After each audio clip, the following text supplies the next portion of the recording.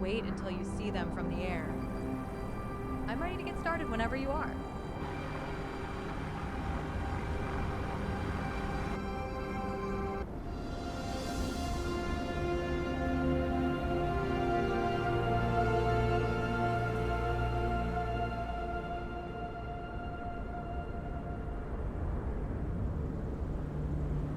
All set. Here we go. Once you've finished taking off, I'll guide you to all the best spots.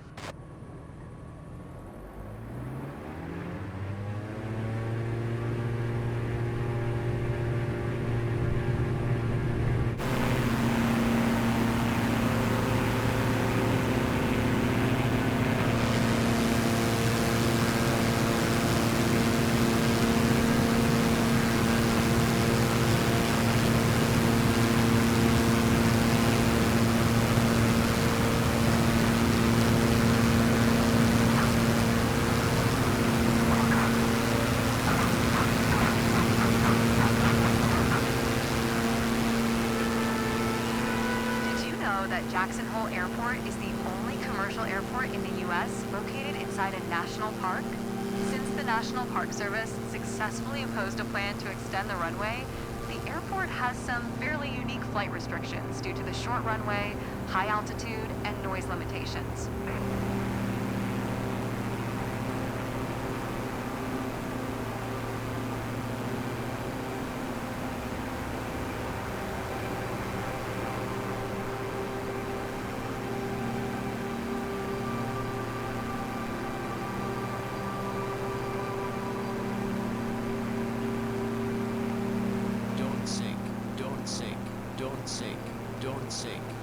Now that we're in a cruise, we should make our way to the historic Mormon Row District, the first landmark on our tour. Just follow the markers like we planned. Grand Teton National Park is named after Grand Teton, the tallest mountain in the Teton Range. At approximately 485 square miles, or 1,300 kilometers, the park includes the major peaks of the 40-mile-long Teton Range, as well as most of the northern sections of the valley known as Jackson Hole. The human history of the Grand Teton region dates back at least 11,000 years. The Jackson Hole Valley climate at that time was colder and more alpine than the one found today, and the first humans were migratory hunter-gatherers spending summer months in Jackson Hole and wintering in the valleys west of the Teton Range. In the early 19th century, the first European settlers encountered the Eastern Shoshone people. Between 1810 and 1840, the region attracted fur trading companies that vied for control of the lucrative beaver pelt trade.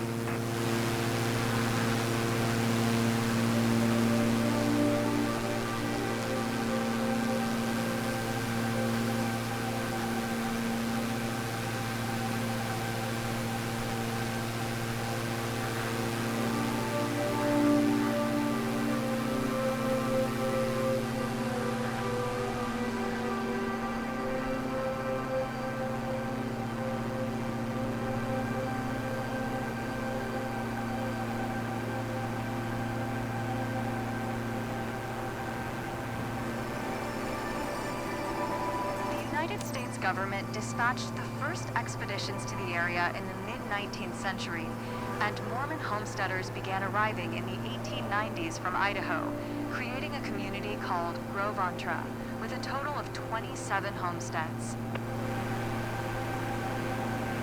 Ahead of you, you'll see the T.A. Moulton Barn. The barn is all that remains of the homestead built by Thomas Alma Moulton and his sons between about 1912 and 1945. It sits west of the road, known as Mormon Row, in an area called Antelope Flats.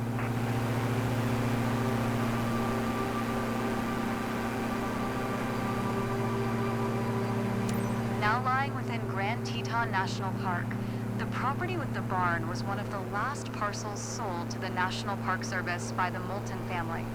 Often photographed, the barn with the Teton Range in the background has become an iconic symbol of the area. Speaking of which, feel free to take some photos along the journey. With views like these, they're sure to be breathtaking.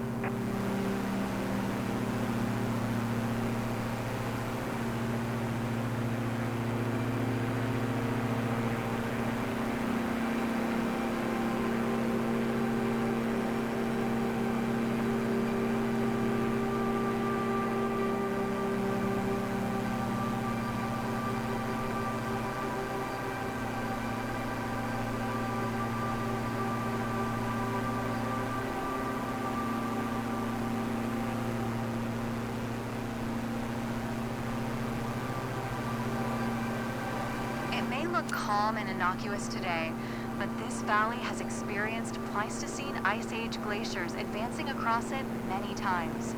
Each time the glaciers melted, a raging torrent of meltwater flowed across the valley floor. The powerful flow carved terraces that step down to the modern Snake River, our visual guide for this leg of the tour. Running parallel to Snake River is U.S. Route 191, which connects many national parks as it runs north-south. Following it north would bring us straight to Yellowstone National Park, famed for its geysers and bison herds. Although, of course, for us, we could just fly there.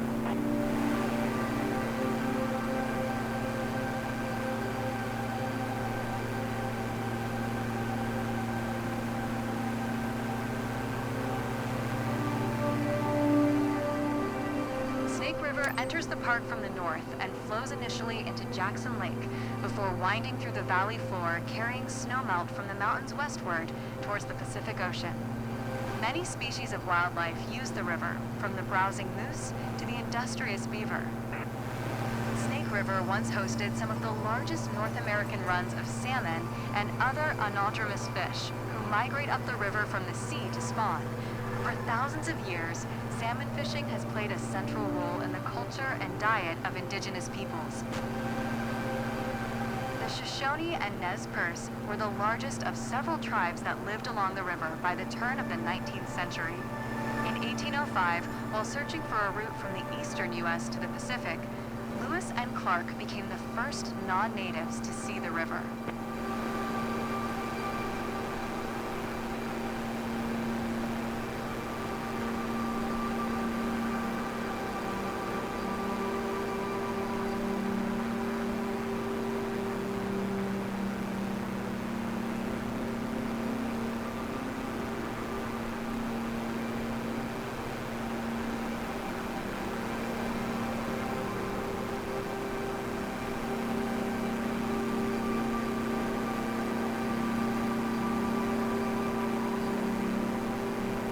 Jackson Lake Dam is a concrete and earth-filled dam that was created by damming the outlet of the natural glacial Jackson Lake.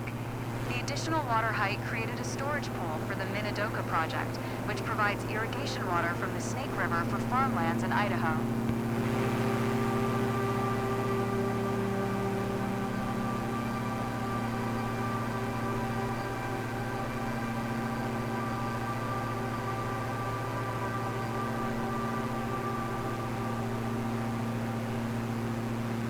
The first Jackson Lake Dam was a log crib dam constructed in 1906 and 1907 across the outlet of Jackson Lake.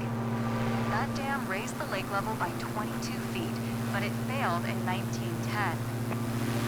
The current concrete and earthen dam was constructed in stages between 1911 and 1916, raising the maximum lake level to 30 feet above the lake's natural elevation and giving us the Jackson Lake we see today.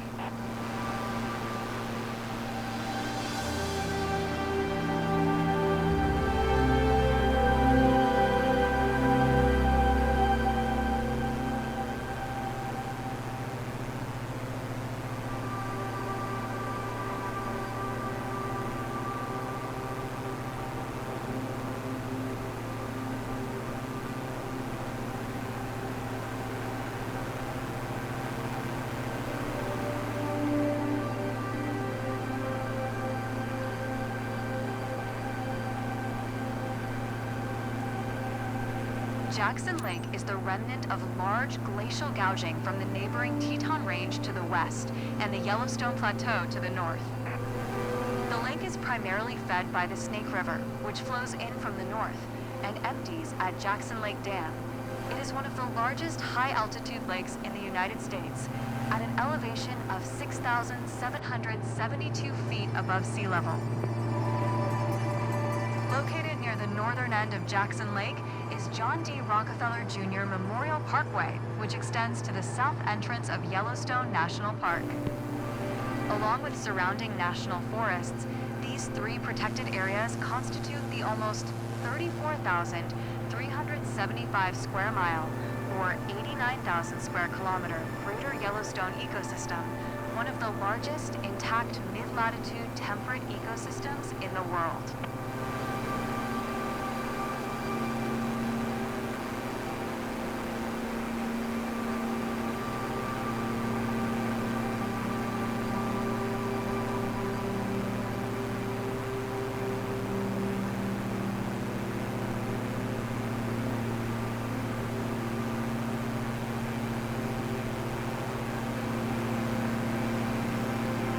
now pass into Moran Canyon, bringing us into the heart of the Teton Range. The bay and canyon are named after Mount Moran, itself named for Thomas Moran, an American Western frontier landscape artist.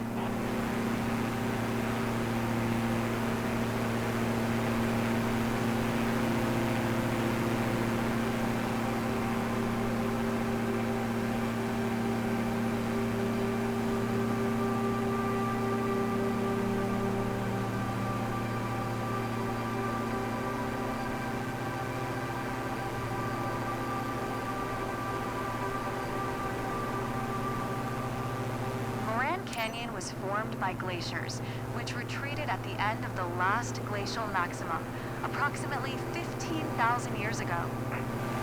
Tectonic extension, or stretching and thinning of the Earth's crust, caused the genesis of the Teton mountain range along the Teton Fault 9 to 10 million years ago. The west block along the fault line rose to form the Teton Range, creating the youngest mountain range in the Rocky Mountains. The fault's east block fell to form the valley known as Jackson Hole, where we started our journey.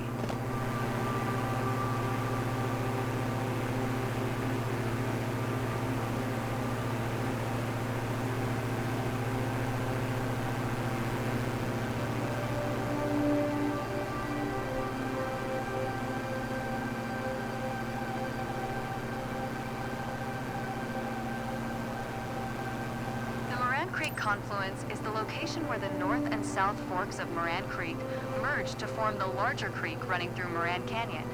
Creeks like these are fed by rainfall from the surrounding mountains, melting snowpack, and the high-altitude alpine lakes scattered along the range.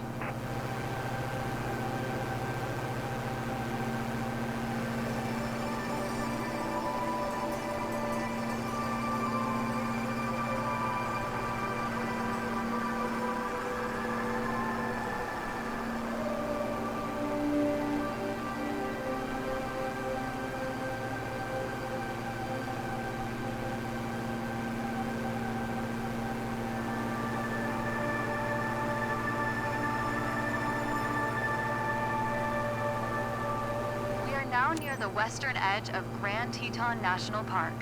The mountain slopes to your right are part of the Jedediah Smith Wilderness, located within Caribou-Targhee National Forest. Encompassing the western slopes of the Teton Range, the wilderness protects the area's delicate ecosystems, in part by prohibiting motorized and mechanized vehicles within its boundaries, even including bicycles.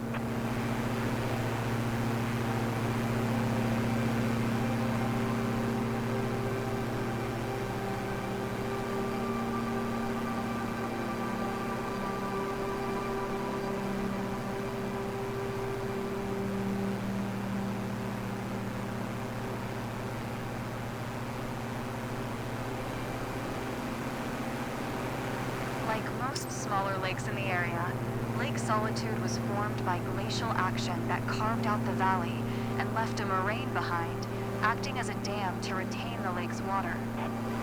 Though covered in snow and ice for much of the year, the lake does contain fish, and adventurous hikers can occasionally be seen going for a swim.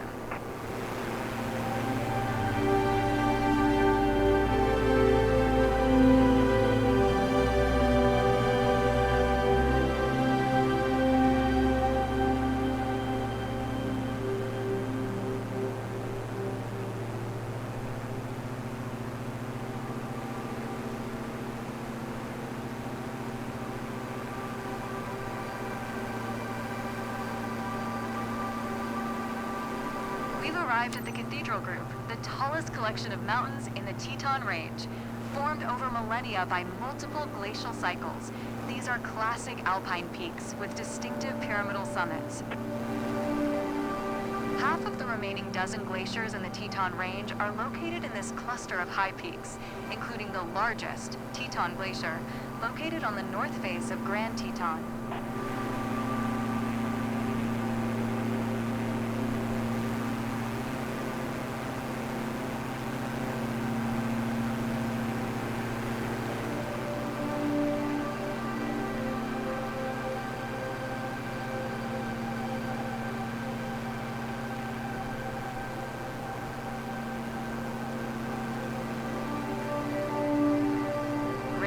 Teton is the highest mountain of the group at 13,770 feet in height, rising more than 7,000 feet above our starting point at Jackson Hole. The Cathedral Group is separated from other tall peaks of the range by the Cascade Canyon to the north and Avalanche Canyon to the south.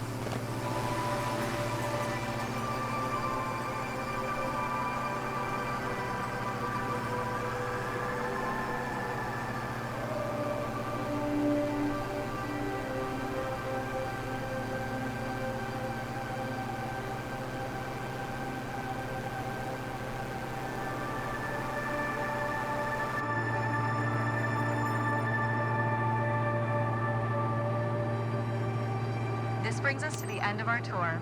I hope you've enjoyed the incredible sights of Grand Teton National Park during our journey and have learned a few things about its natural and human history. Feel free to keep exploring the area if there's something that catches your eye. It's always a joy to fly in this park.